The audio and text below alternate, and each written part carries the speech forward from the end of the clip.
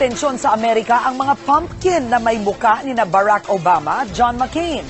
At sa Hong Kong, ilang itlog na inangkat mula sa China na tuklasang may melamine. Yan ang World Patrol, hatid ni Vic De Leon Lima. Lumabas sa pagsusuri sa Hong Kong na kontaminado rin ng melamine ang ilang itlog na inangkat mula China. Natuklasang halos 2 beses na mahigit sa pinahintulutan ng batas ang melamine content ng mga itlog ng Hanwei Group.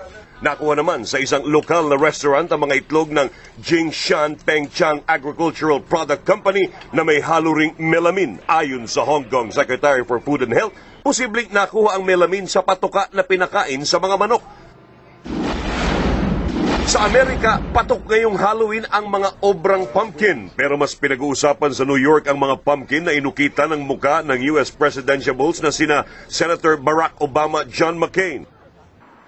Sa California, sentro naman ang atensyon sa bahay na ito ang effigy ni Vice Presidential Candidate Sarah Palin na mistulang nagbigti mula sa bubong ng bahay. Vic De Leon Lima, Patrol ng Pilipino.